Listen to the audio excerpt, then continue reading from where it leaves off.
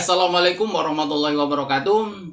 Hari ini saya mengomentari videonya Mahesa Al-Bantani. Kita langsung saja lihat cuplikan videonya.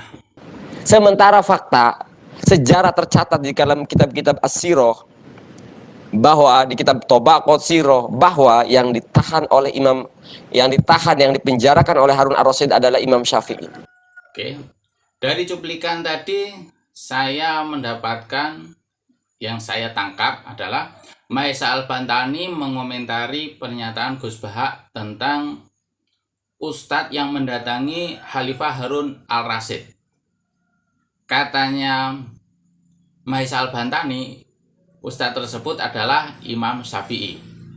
Nah, di sini yang ingin saya tanyakan, referensinya di mana? Kemudian kalau perlu cantumkan teksnya agar saya yang belum banyak pengetahuan bisa menambah wawasan saya.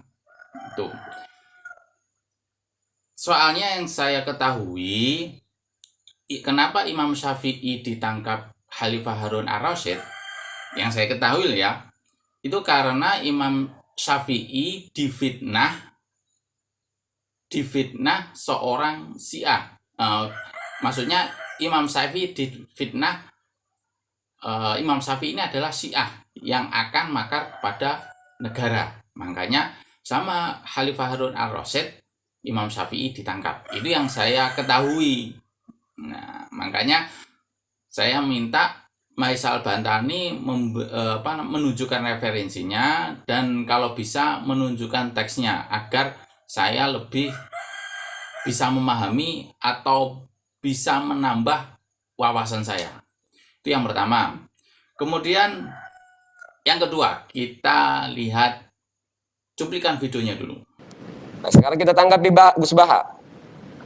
Gus Bahak yang terhormat, Anda menceritakan dulu Gus tentang Ustadz Amatiran. Narasi yang dibangun oleh Gus Bahak menggunakan kalimat Ustadz Amatiran. Datanglah Ustadz Amatiran, kata Gus Bahak, kepada Harun Ar-Rasyid, lalu protes, lalu Harun Ar-Rasyid mengeluarkan statement. Saya lupa bahasa Arabnya yang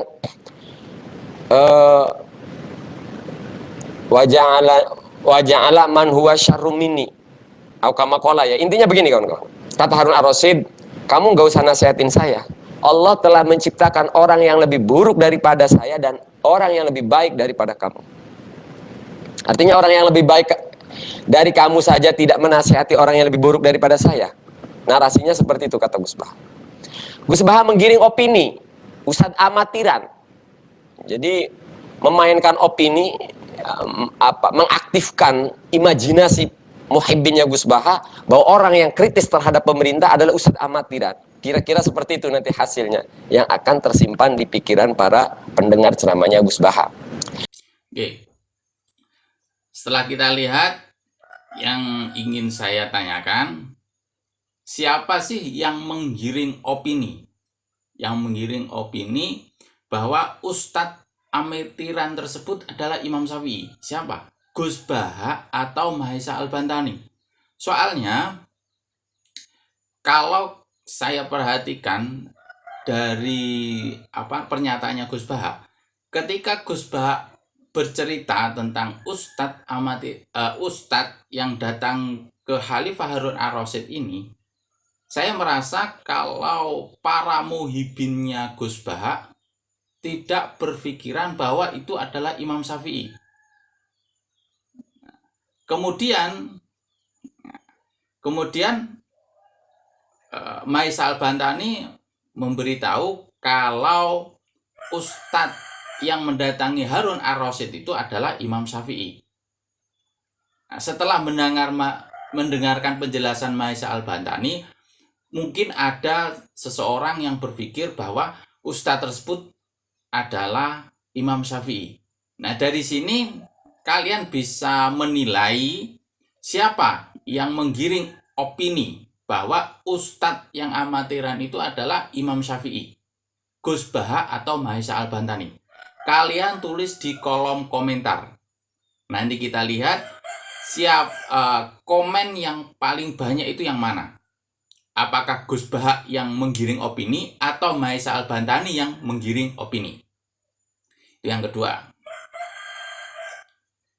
Kita lanjut ke yang ketiga. Coba kita dengarkan pengajian atau pendapatnya atau isi pengajiannya Gus Bahak. Tentunya dengan audio saja ya, tidak ada videonya. Nanti kita dengarkan audionya. Tapi sebelum nasihat itu diutarakan kata Harun Ar-Rasyid, karena beliau Bani Abbas dan beliau orang alim, termasuk muridnya Imam Malik. Kata Harun Ar-Rasyid, uskut, kamu diam Ustaz. Inna Allaha ta'ala arsala man huwa khairun minka ila man huwa syarrun minni. Wa ma'adhalika yaqulu Allahu ta'ala faqula lahu qawlan layyinal la'allahu yatadzakkaru aw yakhsha. Jadi ini sekaligus etika dan norma ya bagi semua dai di Indonesia dan semua kita. Wahai Ustadz, kamu diam. Allah Ta'ala itu ngutus orang yang lebih baik ketimbang kamu, yaitu Nabi Musa, ke orang yang lebih jelek ketimbang saya, yaitu ke Fir'aun. Itu saja harus pakai etika faqula lahu qawlan layyinan. Kamu harus ngomong yang halus. Jadi intinya ini Harun Ar-Rasyid komplain. Kamu itu kalau jadi Ustadz ngaji kira-kira gitu. Jadi betapa baiknya orang dulu memahami Quran. Jadi Quran itu dibaca, kemudian kita mungkin baca terus jadi cerita, mungkin ada yang baca jadi perilaku, ada yang baca kemudian itu mengilhami, membentuk. Nah kira-kira itulah yang membentuk kiai-kiai alim di NU, di beberapa pesantren maupun orang-orang alim di luar NU. Asal ngajinya dan bacanya seperti kita, pasti seperti itu. Karena cara berpikir tadi sudah, jadi akhirnya si Ustadz tadi keluar dan minta maaf, anta a'lamu minni, ternyata engkau lebih alim ketimbang saya. Jadi kalimat famusyaddidun alika, saya akan keras cara memberi nasihat, itu yang diket, yang dipotong, yang dibatalkan atau yang diralat oleh Khalifatul Harun Ar-Rasyid. Yaitu dikatakan Inna Allaha ta'ala arsala man huwa khairun minka ila man huwa syarrun minni. Yaitu Allah mengutus orang yang lebih baik ketimbang kamu, yaitu Nabi Musa, ke orang yang lebih jelek ketimbang saya, yaitu Fir'aun. Itu pun harus faqula lahu qawlal layyinan. Cara berdakwah harus dengan kata-kata yang halus, yang lembut, yang indah. Dan dengan kata-kata itu diharapkan la'allahu yatadzakkaru aw yakhsha. Semoga yang didakwai menjadi ingat. Sehingga dengan kemampuan ilmiah seperti ini menjadi pegangan bersama bahwa kita sebagai dai atau sebagai tetangga atau sebagai sama-sama warga Indonesia, bawaan kita memang harus faqula lahu qawlan layyinan la'allahu yatadzakkaru aw yakhsha. Kemudian dalam disiplin ilmu yang lain, halus itu tidak kuat. Angin itu ya halus, tapi kalau di manage itu jadi kekuatan yang dahsyat. Begitu juga air dan sebagainya. Sehingga tidak perlu khawatir terus kalau dakwah halus itu tidak punya efek yang signifikan. Tidak juga. Allah Ta'ala itu pengelola angin. Angin itu kekuatannya dahsyat. Sehingga Nabi Sulaiman dikasih kekuatan angin dan bisa terbang kemana-mana. Kemudian sekarang jadi teknologi yang banyak memanfaatkan angin. Mulai rem, mulai apa saja. Sehingga dari cerita saya ini kemudian terus kiai-kiai itu membentuk dakwah termasuk di ekonomi dengan cara yang rileks. Nah cara rileks itu satu tentu dimulai dengan ilmu.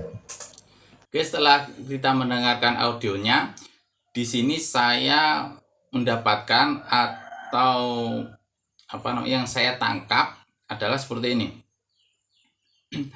Yang disampaikan Gus Bahak tadi, yang pertama yang saya tangkap ya, Gus Bahak menunjukkan bahwa Al-Quran ini mudah dipahami. Ingin menunjukkan bahwa Al-Quran ini mudah dipahami. Yang pertama. Terus yang kedua,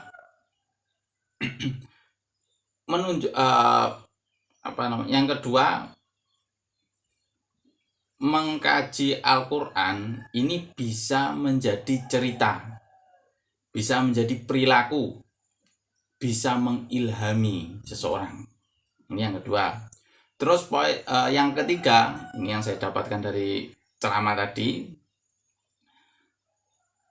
Gus Bah mengajarkan cara berdakwah, bagaimana cara berdakwah dengan kelembutan. Gus Bah terusannya juga diteruskan sama Gus Bah, dijabarkan. Lembut bukan berarti tidak berefek, tidak lemah. Beliau mencontohkan angin seberapa kuat, angin itu lembut. Tetapi kalau angin ini dimanage, ini bisa menjadi kekuatan yang dahsyat. Beliau juga mencontohkan air. Bagaimana air itu lembut, tetapi kalau dimanage bisa menerangi rumah. Sekarang listrik menggunakan tenaga air, listrik menggunakan tenaga angin. Itu kalau dimanage. Jadi Gus Bah mengajari cara berdakwah dengan lembut. Tetap dijabarkan lagi, lembut bukan berarti lemah, tidak berefek. Dicontohkan dengan angin. Angin kalau dimanage bisa memiliki teknologi yang luar biasa. Dari sini kalian pikirkan sendiri, pendapat kalian seperti apa. Kalian tulis di kolom komentar. Ini yang ingin saya sampaikan. Jadi pernyataan Mahisa Al-Bantani saya kira kurang pas kalau mengkritik Gus Bah seperti itu, mengomentari Gus Bah seperti itu. Mungkin terjun ke lapangan dulu atau ikut pengajiannya Gus Bah di Narukan seperti apa, nanti bisa ngobrol sama muhibin-muhibinnya yang ngaji tafsir Jalalain di Narukan. Oke. Sampai di sini semoga bermanfaat. Sebelum berakhir saya katakan saya bukanlah ustadz. Saya hanya membuat konten. Bagi kalian yang suka silahkan like dan komen. Share. Assalamualaikum warahmatullahi wabarakatuh.